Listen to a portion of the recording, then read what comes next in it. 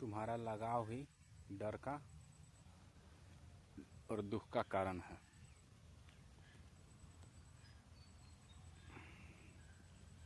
तो क्या तुम लगाव छोड़ दोगे तो वो डर चला जाएगा? अगर तुम लगाव छोड़ दोगे तो क्या वो डर चला जाएगा? लगाव को छोड़ा नहीं जा सकता है, उसको समझा जा सकता है।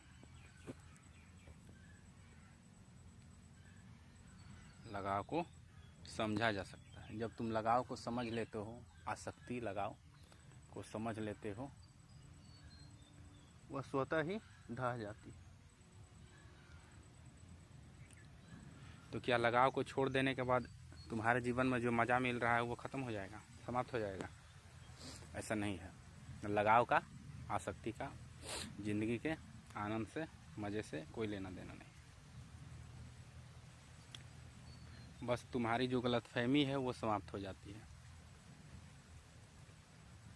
जैसे एक व्यक्ति है, तुम उससे बहुत प्रेम करते हो, उसके लिए तुम बहुत चीज़ करते हो, तुम्हें ये पता है, तुम्हें वो पता है कि एक दिन उसकी मृत्यु हो जाएगी। अब तुम मृत्यु के विरुद्ध खड़े हो गए तो क्या होगा? आदमी मृत्यु होने पर क्यों दुख होता है, उसको क्यों डर लगता है? यही कारण से तुम्हें इस बात को समझना होगा कि जो जन्म लिया है उसको मृत होना ही है। और इस बात को अपने चेतन मन को समझा लो, और बार बार इसको समझाना पड़ता है। जिसकी जन्म हुई है उसकी मृत्यु होगी। मैंने जो जैसा है वैसा देखना, इसी को कहते हैं जो जैसा है वैसा देखना। तुम्हें कैसे पता चलता है दोपहर हुआ है, बहुत धूप है, जाएंगे तो धूप लू लग सकती है? तो यही चीज़ है, तुम्हें इसी कारण से डर लगता है। तुम्हें समझना होगा, जो सच्चाई है उसको स्वीकार करना होगा। प्रकृति परिवर्तनशील है, कुछ भी हो सकता है, कभी भी, किसी के साथ, कहीं भी। कभी भी, कहीं भी, किसी के साथ कुछ भी हो सकता है। अपने शरीर का डर, स्वास्थ्य का डर, कुछ भी हो सकता है। कोई भी बीमारी, बैठे बैठे भी कुछ हो सकता है। अपने सम्मान पद का डर, आपको जो पद मिला है, सम्मान मिला है, आपका पद सम्मान किसी और पर निर्भर करता है, किसी और पर आप आश्रित हैं, तो आपको डर लगेगा, कभी भी जा सकती है। इसीलिए तो लोग सरकारी नौकरी के पीछे पड़े हैं ना। कोई हटा नहीं सकता, पद से हिला नहीं सकता। ये भी एक भावना इंसान के अंदर बैठी हुई है ना। सच्चाई है कि नहीं? बिल्कुल ऐसी ही बात है। प्राइवेट में तुम लापरवाही करते हो तो तुम्हें वहाँ से निष्कासित किया जा सकता है, लेकिन सरकारी में तुम थोड़ा लापरवाही भी करो तो निकालने वाला कोई नहीं है। बैठे बैठे ज़िंदगी का मज़ा मारते रहो। लेकिन जो तुम्हारा लगाव है और जिस चीज़ से तुम जुड़े हो, जहाँ पर तुमने कुछ चुन लिया तो समझ जाओ तुमने दुख को भी चुन लिया, डर को भी चुन लिया।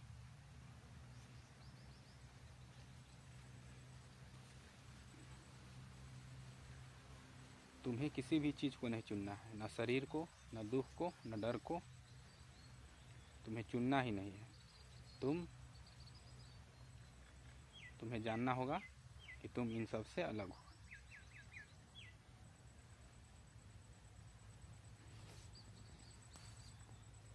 यही जानकर तुम आनंदित हो सकते हो और मुक्त हो सकते हो। मुक्ति का एक यही मार्ग है, अपने आसक्ति को छोड़ना। और आसक्ति को छोड़ने के लिए तुम्हें आसक्ति को समझना होगा। तुम्हें तो पता भी नहीं रहता कि किस चीज़ से हम जुड़े हुए हैं, किस चीज़ से नहीं जुड़े हुए हैं। अपने अंदर मन को देखना पड़ता है। जब कभी भी किसी चीज़ से तुम्हें सुख महसूस हो या दुख महसूस हो तो समझ जाओ कि वहाँ कुछ गड़बड़ है, तुम वहाँ पर जुड़े हुए हो। बस तुम्हारे अनुकूल जब घटनाएं घट रही होती है तो तुम सुख महसूस करते हो, और जब तुम्हारे अनुकूल घटनाएं नहीं घट रही होती तो दुख महसूस करते हो। ये सभी अटैचमेंट और आसक्ति के ही लक्षण हैं। तुम्हें इन दोनों से अलग होना होगा। ये नहीं है कि दुख हटाकर सुख को रख लेंगे, ऐसा नहीं होता है। दुख हटना है तो सुख को भी हटाना पड़ेगा। सुनने में थोड़ा विचित्र लग रहा है, लेकिन यही सत्य है। तो उन आसक्तियों को समझो, अपने लगाव को समझो, और फिर तुम्हारा अहंकार स्वतः गिर जाएगा। उसके बाद जीवन बहुत सुंदर हो जाएगा। उसके बाद न तुम्हारा कोई दुश्मन बचेगा, न दोस्त बचेगा, न सबको तुम प्रिय हो गया और तुम्हारा सब प्रिय होगा।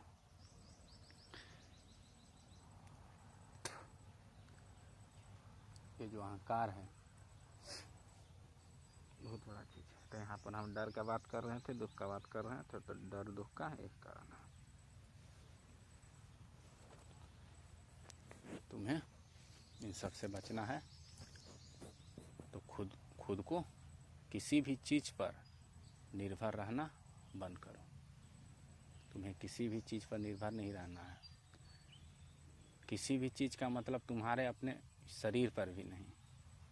किसी भी चीज़ पर तुम्हें निर्भर नहीं रहना है। तुम्हें निर्भर रहने की ज़रूरत ही नहीं है। तुम मुक्त हो, तुम सत्य हो, तुम परमात्मा के समान हो, तुम परमात्मा ही हो। ये शरीर है, अपने हिसाब से कर्म कर रहा है। ये बुद्धि है, अपने हिसाब से सोच रहा है, निर्णय ले रहा है ना। ये मन है, अपने हिसाब से इधर उधर जा रहा है। लेकिन जब तुम इन सब से हट सकते हो, तभी तुम वास्तव में इन सब को देख सकते हो और इन सब को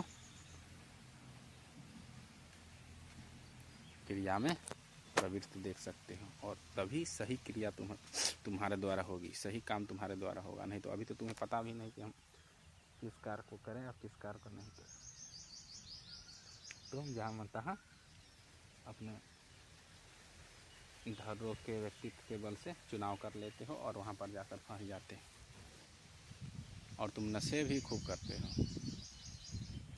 कोई दुख मिला, उस दुख को हटाने के लिए तुम किसी दूसरे सुख और बहाने का इस्तेमाल कर उसको भरने का प्रयत्न करते हो, और इसी तरह तुम्हारा जीवन चला जाता है और दुख तुम्हारे जीवन से कभी नहीं जाता।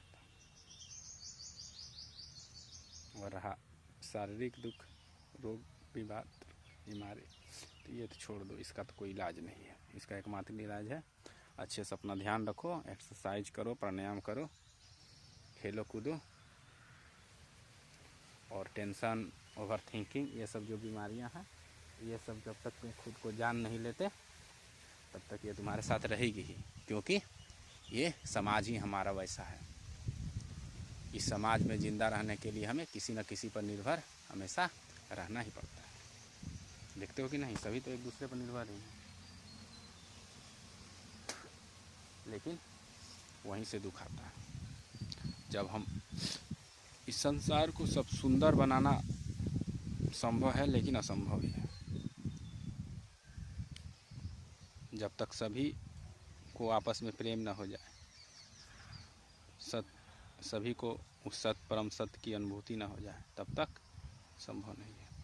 और जब तक तुम्हें इस संसार में एक रूपता न दिखे, सब में परमात्मा, तुम में परमात्मा, तुम ही सब में न दिखो, तब तक इसका कोई रास्ता नहीं है। इसीलिए तुम्हें निरंतर खुद को जानने के लिए, खुद को समझने के लिए कि मैं कैसा हूँ, खुद को बहाने देना बंद करो। और जब भी तुम्हें कहीं से भी सुख दुख जैसा कुछ भी महसूस हो, उसे तुरंत निकालो और उसका वेरिफिकेशन करो, जांच करो और उसको समझो। और समझने के बाद वो स्वतः ही गिर जाएगी, समाप्त हो जाएगी।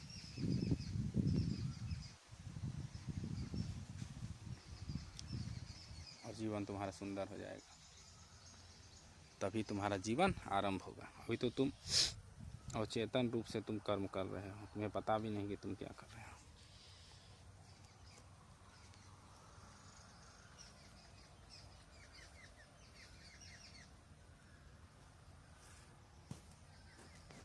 तुम खुद को छिपाने के लिए एक से एक बहाने भी देते हो,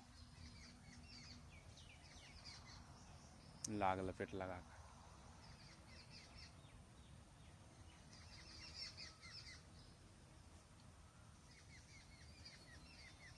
अगर सच में अपने जीवन से दुख भगाना चाहते हो तो शॉर्टकट और मोटिवेशन को छोड़ो, वैसे दुख नहीं भागता।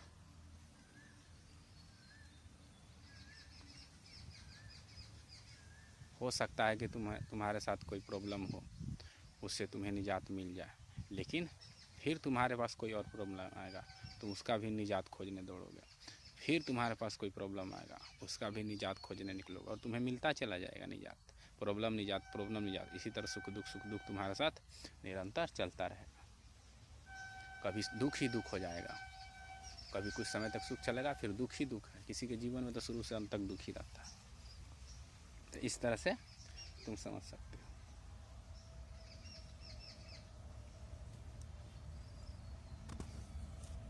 यही हमारे जीवन का खेल है।